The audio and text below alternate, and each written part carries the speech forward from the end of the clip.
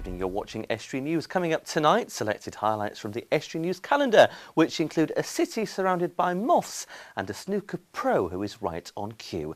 And Andrew Smith tells me about the homeless at Christmas.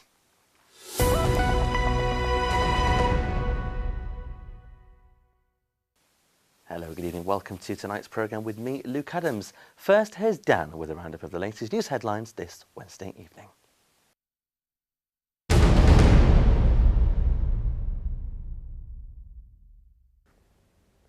Police are appealing for witnesses after a 16-year-old pedestrian was involved in a collision with a vehicle in Hull. The incident happened on Friday in Brandsholme, where the teenager had got off a bus near to the junction of Neatshead Garth and Noddle Hill Way at 5:45 p.m. Upon crossing the road, he was in a collision with a vehicle, possibly a taxi, thought to be a Citroën Picasso. It didn't stop at the scene. The boy sustained a broken thumb, cuts and bruises, and received treatment at Hull Royal Infirmary. From today, free Wi-Fi will be available in Hull. It's being rolled out across the Marina and Princess Dock Street ahead of City of Culture's opening event, In With a Bang. Local company Connexin were appointed earlier in the year to deliver the open-air Wi-Fi on streets including Jameson Street, King Edward Street, Queen Victoria Street, Whiteford Gate, parts of the Old Town, Queen's Gardens and Paragon Interchange, with a view to extending coverage even further across the city during the year. A Grimsby man has been sentenced to 4 years in prison after pleading guilty to a string of burglaries. They all took place in Grimsby late last year. 35-year-old Daniel Sleeth was already in prison, having been convicted of 3 burglaries and an attempted burglary at Grimsby Crown Court on January the 8th this year. A police spokesman described Sleeth as a prolific offender and a one-man crime wave while in the community. He will now serve both sentences. And East Riding Council has announced it will bring long-term empty properties back into use. The council's housing stock contained approximately 1,700 empty properties this year. Although this is a low rate for England overall, the council is committed to tackling the problem of long-term empty properties to meet the housing need of the county. And a new bus service for Immingham and Grimsby will take to the road in January. North East Lincolnshire Council have been working in partnership with NG and Stagecoach East Midlands to improve the Stagecoach 5 service. From the 2nd of January, the bus route will change from running every 30 minutes to a more frequent 20 minutes between Grimsby and Immingham, Monday to Saturday. This Christmas will see thousands of people across our region without a home. Andrew Smith of the Hull Homeless Community Project joins me now to tell me how his charity is aiming to raise more awareness of this vital issue. Andrew, thank you for coming in. Good afternoon. Merry Christmas. Merry Christmas. Thanks for having me. Lovely to see you. How significant is the problem of homelessness in Hull, the city where your project comes from? It's massively significant. As you'll know, we've seen an increase in the last couple of years of homelessness across the country, and that obviously reflects in Hull as well. And not just with people on the streets as well. We talk about children and families and the elderly and stuff. So it is a growing problem, and it's something that we're trying our best to work on and maybe not solve, but reduce the numbers again, hopefully. Because you're the founder of the Hull Homeless Community Project. So what was your main reason behind setting up the charity? Well, really, it was in 2010, so it's going back now quite a way. I ended up in a sticky situation myself. Thankfully, I had my family around me to look after me and make sure I was all right. But it really struck home to me that a lot of people can really find themselves in a quite a bad situation fairly rapidly. And it was quite a scary prospect. And like I say, I had my family there, but if it weren't for them, I would have really struggled. And it was just something I couldn't let go of, really. And it all flowered from there. Now, Andrew, you're testament to the fact that there is survival and people who are homeless can get through it. Obviously, homelessness, it isn't just an issue at Christmas, it's all year round. But why is it particularly important to focus on homelessness at Christmas? I think obviously the first thing is winter, the weather. When we talk about homelessness, we always think about rough sleepers and people on the streets. And it's the time of year for giving as well. And I think it's, aside from all the presents and all that kind of thing, it's good to remember that there are people less fortunate than us. And it's just so nice to see people embracing that at this time of year and sparing a thought for others rather than just their immediate families. It's really nice. Yeah, absolutely. And do we know how many people roughly there are in Hull who are homeless at this time of the year? We do. We do a rough sleeper count. So that's obviously the people that are actually sleeping on the streets, and that varies between 20, 30 on any given week or month. Okay. But then when you look in the hostels and the shelters as well, you've got some hostels have got 50 beds, 20 beds, over 100 beds, and then you've got your surfers, people maybe sleeping in cars. Hundreds and hundreds of people in some form or another are affected by homelessness. And again, that's majority of that is single men and women. But then when you add the families into that, people that have either are facing homelessness or maybe escaping domestic violence or abuse or something like that, they're effectively homelessness because they're not in what me and you would consider a loving, caring, safe environment. And I read a report before we did our interview that recently there's been quite a surge in young children becoming homeless as well. How does that happen? There's a high percentage of people do become homeless before they're 21. That's a figure that's stood for quite some time now. We always sort of look at things like family breakdown, family crisis, the economy, obviously budget cuts, the benefit cap. These do affect things in the real world as well. And I just think it's just that little bit harder at the minute for people to manage. And sometimes that gets passed on from generation to generation. And so you do quite often see the age range reducing to a younger age. So that's quite scary, really. It's worrying. Yeah. It's very worrying. What are you doing as part of your project on Christmas Eve and Christmas Day? Well, we decided to do something different this year. Rather than being out on the streets, one of our big focuses this year is to get everybody out of the cold. Okay. And that's something that's very important. So the Good Fellowship, which is a big pub in Hull, have kindly offered to do a 3-course sit-down Christmas dinner on Christmas Eve. Fantastic. We've got a DJ. Acklam's Coaches are doing all the transport for us, which is fantastic. And really, it's just to have a bit of normality, or what me and you would class as normality. Fantastic. If there's viewers watching who know of homeless people, how can they get in touch with the project? So they can get in touch with us via our Facebook and our website, which is hullhomeless.co.uk. And all the telephone numbers and links are on there and all that kind of thing. Fantastic. And the email addresses. Wonderful. Andrew, thank you very much for coming in. Thank I you. wish you and your team a very merry and happy Christmas. You too. Thank you. Now, if you've been walking along the streets of Hull city centre, you may have spotted giant moths. They've all been in aid of celebrating the 75th anniversary of the death of one of its most famous daughters, Amy Johnson. The Moth for Amy concept saw the city's buildings adorned with 1.5-metre moths. I went on the hunt to track some of them down. 59 moths have been placed across Hull, East Riding and further afield as part of the Moth for Amy project, where you can discover a flutter of magical moths. And I'm at one now at Queen's Gardens. The ripple effect opposite Hull's Holy Trinity Church outside St Paul's Boxing Academy. Fly me to the moon here on Hull Marina. And this one is called Wonderful Amy, located on the Lowgate in Hull's Old Town. Besides another of the moths on the wall of Hull Streetlife Museum, I spoke to local historian Alec Gill, who has recently brought out a new book about the city's famous aviatrix. He thinks nothing but good can come of more people learning about the Hull heroine.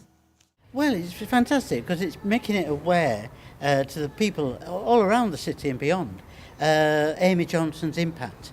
And so the moths, the follow-up, the same Rick Welton did the toads for Larkin.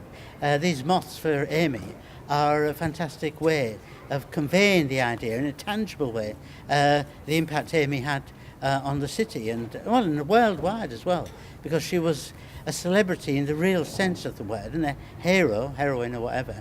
And she deserves to be more recognised. Maybe as a woman, she didn't quite get the coverage she should have got. When the moths were unveiled, we caught up with Claire Hubie, the project manager.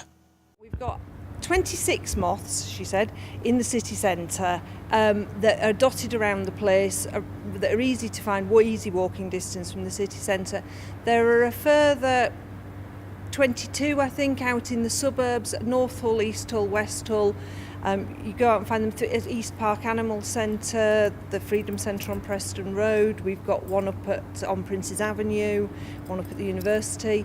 And then, of course, for those really avid moth fans, we've got the ones that are down south. We've got one at the Science Museum in London, one at Herne Bay, which, of course, is where, unfortunately, Amy met her death.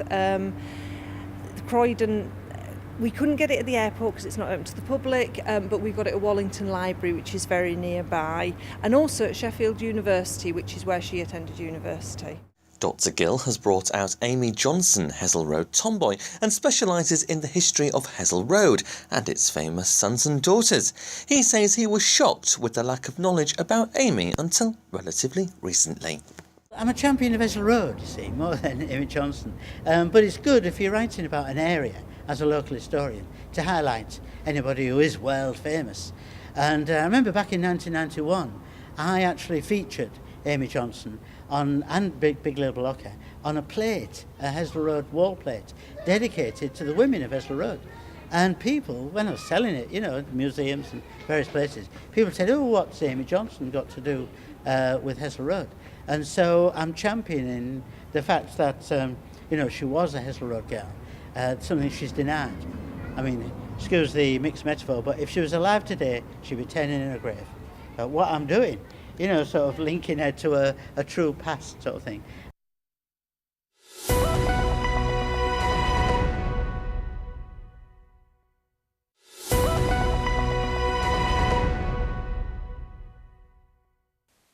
Welcome back. You're watching Estuary News. Still to come tonight, bringing a piece of historic artwork back to life, and a snooker player is right on cue. Dan will also be on cue with all the latest sports news.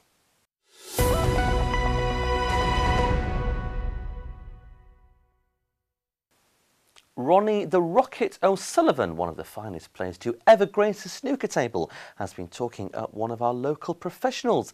Jamie Curtis Barrett has been competing at his first UK Snooker Championships over the last few months, where he met the former world #1, who described him as a machine. It comes off the back of a difficult 3 years for the Cleethorpes player after his wife was diagnosed with cancer. She sadly passed away in February, but now juggling family life and the sport he's always loved, he's shooting up the world rankings, as Dan went to find out. Jamie has been playing out of the Ray Edmonds Snooker Centre, which is just off Freeman Street in Grimsby, since the age of 10. After a spell away from the sport, he says that the environment he trains in has helped his climb through the world rankings to his current spot as the sport's number 118. This is probably the best gym that I'd want to be in, to be honest. It's got a lot of good sparring partners to practice with. I've had an awful lot of support from Alan Edmonds and obviously the local lads that obviously play in the club. Get on really well with Stuart Carrington, who obviously is a fellow professional. And yeah, it's good. I'm in a good place at the moment. Grimsby's always had a sort of reputation in the snooker world. It's always had players on the tour, and now me and Stuart are flying the flag once again. The sport requires hours of practice every single day when not playing in competitions, and today is no exception. Jamie's on the road competing for a place in a competition on the continent. I go to Barnsley to play in the German Masters qualifier against Andrew Higginson. So obviously they're all tough games, but Andrew's obviously a ranking event winner, I believe, from a few years ago. I think he won the Welsh Open. But now it's challenging times, and I just go out there, I thrive on it, and hopefully I can get the result that I'm wanting to get. And then after, it's up to Scotland for the Scottish Open in Glasgow. Then it's time to come home, wind down and enjoy a few mince pies and time with the kids. My ultimate aim this year is just to enjoy it, sort of get a feel for it, and just basically win as many games as I can.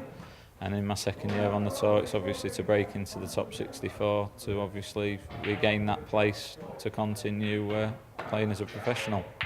The challenges of competing across the world are tough for Jamie, but the support he's been given is something he's grateful for, and he hopes that the time and effort now will pay dividends for his children later on. I'm sort of on my own now with the two children, so times are hard really.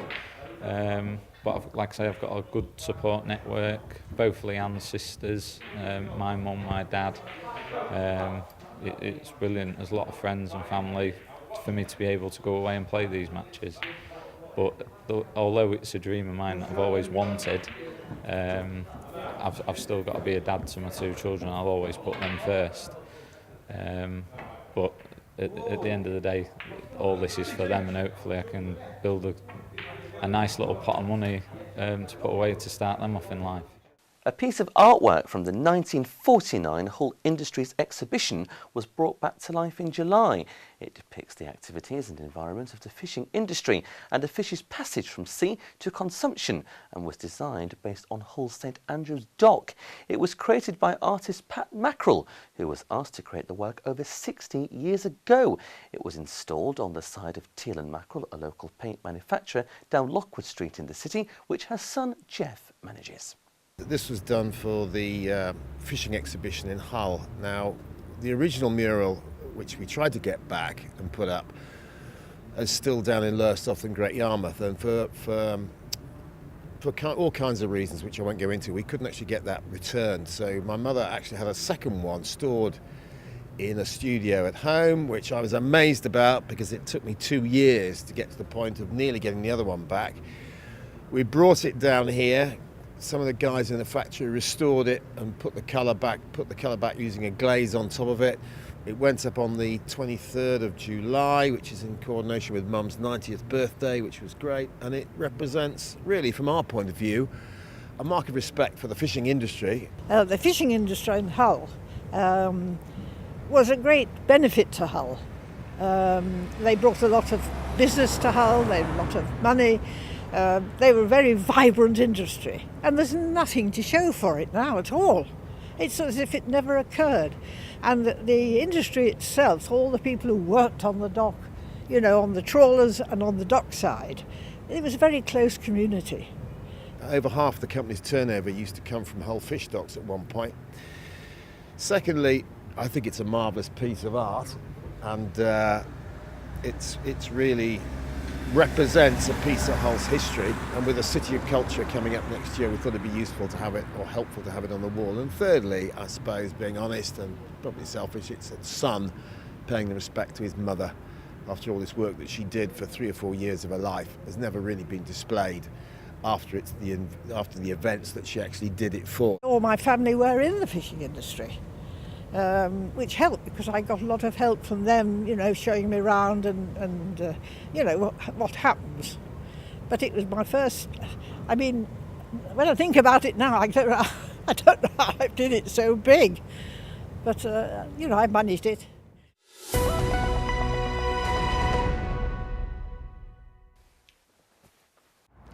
I'm here at the Heddon Road Cemetery, which is the home of the first local authority municipal crematorium in the country. It has a fascinating history.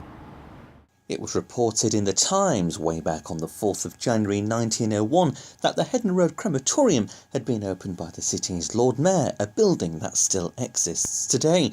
It's not been used since just after the Second World War, when it was replaced by the one on Chandler's Avenue, but people still come back to remember their loved ones. Dr. Nick Evans, lecturer in diaspora history from the University of Hull, explains how the take-up for cremations developed. Initially, interest wasn't that great. Literally 25 years later, there'd been only a few hundred people who'd chosen cremation. People still preferred to be buried in the ground. But later, particularly after the First World War and the realisation that you couldn't necessarily visit the dearly departed in a grave nearby, cremations became more popular. One of the hidden gems on the site is this columbarium. Hundreds upon hundreds of urns are stored behind these plaques, a walk back through time amongst some of Hull's most famous people. The columbarium is itself a very interesting thing, and again unique to Hull in that people who may remember in the East Park there's a thing called the Khyber Pass, and when the Parks Department was working with the burial committee as to how do we mark or memorialise the cremated remains, they decided to create a similar Khyber Pass, a columbarium, in which you could store or hold these cremated remains and put a sufficient epitaph These days the epitaphs can be found probably at the nearby seaside resort, Cleethorpes, Bridlington, Scunthorpe, or wherever you're actually deciding to mourn your individual, and can take many forms, virtual memorials as well as stone or carved or living memorials. So there's really a great wealth of different ways to memorialise the dead these days, but they really have their genesis here in Hull. Lots of familiar names memorialised in here. Priestman, the engineer, along with seafarers, mariners, people from Hull, from Grimsby, and further afield were all memorialised here. So it's really a smorgasbord of different classes of cultures, but they were all cremated and memorialised in a very similar way. There's a remembrance plaque on the wall of the crematorium there, Nick, I believe, which displays quite a significant prominent name in Hull by the name of Evan Fraser. Evan Fraser was both a civic figure in the municipality of Hull, but he was also a medic, a surgeon, and a pioneering advocate for the need to cremate the dead.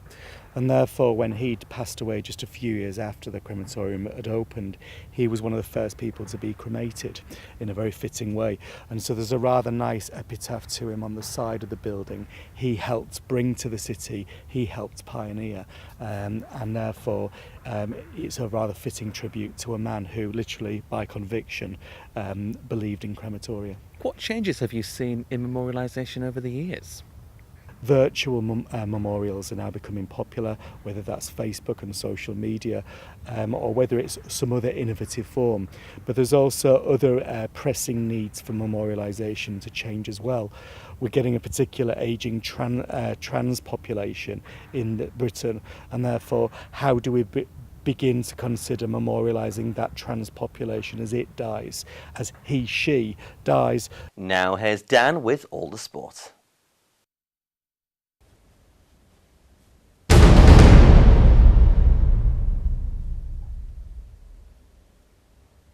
According to reports, Hull City midfielder Robert Snodgrass has turned down a new deal at the KCOM Stadium. The 29-year-old Scottish international has been at the club since 2014, but could now be open to a transfer offers in January, with his deal set to expire in the summer. It's also been reported today that Scottish champion Celtic, who were thought to be interested in his signature, will not make an offer for his services. Grimsby Town have completed the signing of youngster Akeem Rose after a successful trial at the club. The 18-year-old has penned an 18-month deal at Blundell Park after impressing while playing for Neil Woods' youth side. He had been playing for Midland League club Heather St John's and has scored 3 goals in 3 games for Town's under-21s in recent weeks.